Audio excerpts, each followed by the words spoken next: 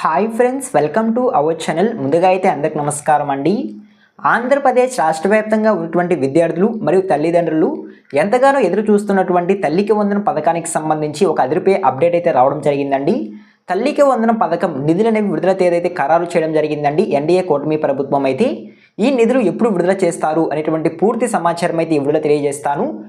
ఎవరు అర్హులు, ఎవరు అనర్హులు, ఎటువంటి అర్హతలు కలిగి ఉంటే బ్యాంక్ ఖాతాల్లోకి నిధులు జమ అవుతాయి, స్టేటస్ ఏ విధంగా చెక్ చేసుకోవాలి, స్టేటస్ ఏ విధంగా ఉంటే బ్యాంక్ ఖాతాల్లోకి డబ్బులు జమ అవుతాయి అనేటువంటి పూర్తి సమాచారం అయితే తెలియజేస్తాను. ఈ వీడియోని ఎక్కడ స్కిప్ చేయకుండా పూర్తి వరకు చూడండి, అప్పుడే మీకు సమాచారం అర్థమవుతుంది. మన ఛానల్ని ఎవరైనా మొదటిసారి చూస్తుంటే ఛానల్ చూసి కంటెంట్ నచ్చినట్లయితే సబ్స్క్రైబ్ చేసుకొని పక్కనే ఉన్న బెల్ ఐకాన్ ఆన్లో పెట్టుకోండి. మీరు సబ్స్క్రైబ్ చేసుకోవడం ద్వారా నేను పెట్టే లేటెస్ట్ ఇన్ఫర్మేషన్ అప్డేట్స్ అన్ని మీరు వెంటనే నోటిఫికేషన్ ద్వారా తెలుసుకోవడానికి అవకాశం అయితే ఉంటుంది. కాబట్టి సబ్స్క్రైబ్ చేసుకొని పక్కనే ఉన్న బెల్ ఐకాన్ ఆన్లో పెట్టుకోండి. సో ఇక లేట్ చేయకుండా డైరెక్ట్గా వీడియోలోకి అయితే వెళ్ళిపోదామండి.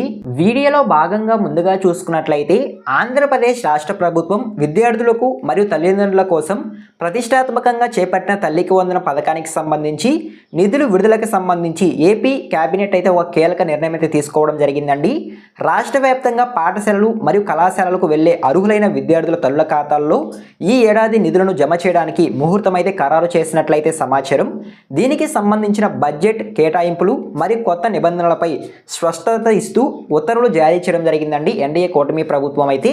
సో ఓకేనా, ఆంధ్రప్రదేశ్ రాష్ట్ర వ్యాప్తంగా ఉన్నటువంటి విద్యార్థుల కోసం మరియు వారి యొక్క తల్లిదండ్రులకు ఆర్థిక భారం కోసం అయితే ఈ తల్లికి వందన పథకాన్ని అయితే ఏపీ ప్రభుత్వం అయితే ప్రారంభించడం జరిగిందండి. సీఎం చంద్రబాబు నాయుడు గారు ఎన్నికల సమయంలో ఇచ్చిన హామీ మేరకు ఇంట్లో ఎంతమంది విద్యార్థులు ఉంటే అంతమందికి ఈ తల్లికి వందన పథకాన్ని అమలు చేస్తామని తెలియజేయడం జరిగింది. అందులో భాగంగానే గత ఏడాది జూన్ 12వ తేదీన అయితే ఈ పథకాన్ని అయితే ప్రారంభించడం జరిగిందండి. ప్రారంభించిన తర్వాత ఇంట్లో ఎంతమంది విద్యార్థులు ఉంటే అంతమందికి 13,000 రూపాయలు జమ కావడం జరిగింది. మిగతా 2,000 రూపాయలు స్కూల్ మెయింటెనెన్స్ ఖర్చుల కోసం అయితే కట్ చేస్తూ 13,000 రూపాయలు అయితే ప్రతి తల్లుల ఖాతాల్లోకి అయితే జమ చేయడం జరిగిందండి. సో ఓకేనా, అదేవిధంగా ఈ ఏడాది అంటే ఈ సంవత్సరానికి సంబంధించి జూన్ 12వ తేదీన విడుదల కావాల్సిన ఈ నిధులు కొంచెం వాయిదా పడి జూలై 10వ తేదీన విడుదల చేస్తున్నట్లు మనకి ఏపీ కేబినెట్ అయితే తెలియజేయడం జరిగిందండి. తల్లికి వందనం పథకాన్ని జూలై 10వ తేదీన విడుదల చేస్తున్నట్లు సీఎం చంద్రబాబు నాయుడు గారు కూడా స్పష్టం చేసినట్లయితే సమాచారం అండి. జూలై 10వ తేదీన తల్లుల ఖాతాల్లోకి 13,000 రూపాయలు జమ చేస్తున్నట్లయితే సమాచారం. సో ఓకేనా, మీకు అర్థమైంది అనుకుంటున్నాను. అదేవిధంగా నెక్స్ట్ చూసుకున్నట్లయితే ఈ పథకం కింద ఎవరు లబ్ధి పొందేందుకు అవకాశం ఉంటుంది అనేటువంటి సమాచారాన్ని కూడా తెలియజేస్తాను.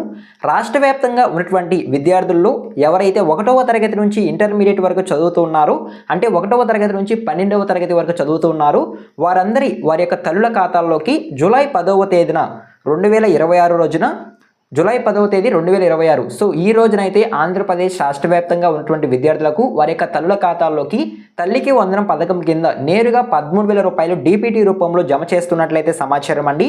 ఈ పథకం ద్వారా అర్హత కలిగి ఉన్న ప్రతి ఒక్క విద్యార్థికి 13,000 రూపాయలు అయితే లబ్ధి చేకూరడం జరుగుతుంది. సో ఓకేనా, మీకు అర్థమైంది అనుకుంటున్నాను. సో అదేవిధంగా ఈ నిధులు మీ బ్యాంక్ ఖాతాల్లోకి జమ కావాలంటే మీరు కొన్ని అర్హతలు అనేవి కలిగి ఉండాలండి.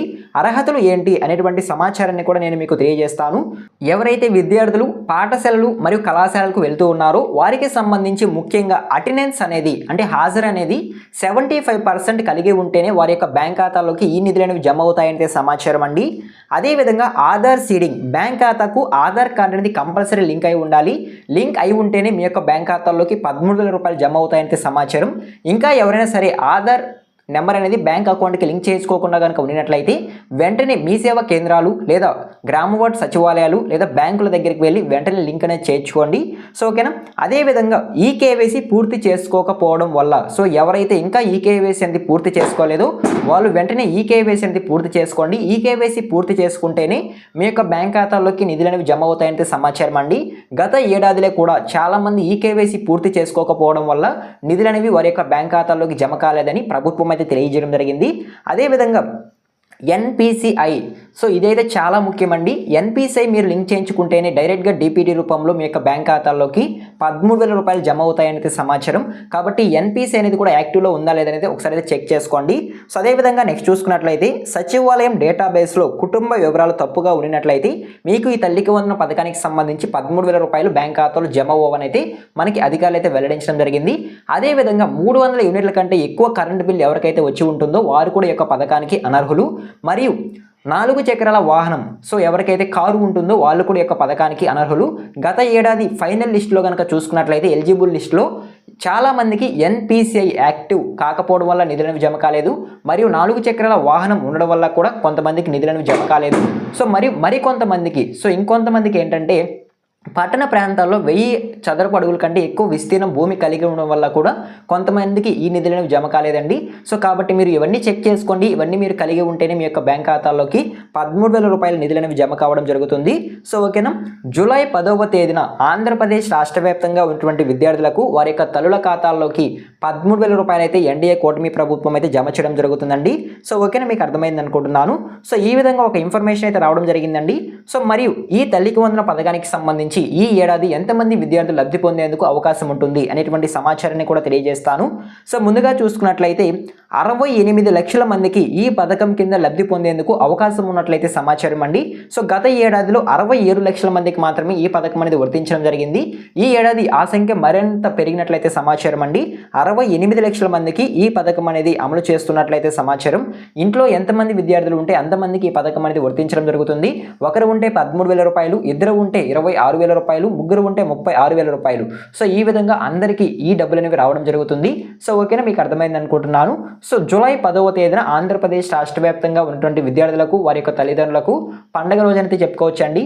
సో ఈ తల్లికి వందన పథకానికి సంబంధించి నిధులు అనేవి ఆ రోజు అయితే విడుదల కాబోతున్నాయి. సో ఓకేనా, మరొక వీడియోలో స్టేటస్ ఏ విధంగా చెక్ చేసుకోవాలి అనేటువంటి ఇన్ఫర్మేషన్ అయితే తెలియజేస్తాను. స్టేటస్ చెక్ చేసుకునే లింక్ అనేది కూడా డిస్క్రిప్షన్లో అవైలబుల్గా ఉంటుంది.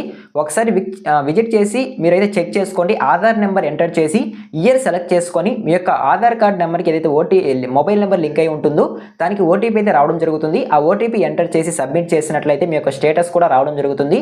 సో కాబట్టి లింక్ అనేది డిస్క్రిప్షన్లో అవైలబుల్గా ఉంది. ఒకసారి విజిట్ చేసి మీరు చూసుకోండి స్టేటస్ అనేది. సో ఓకేనా.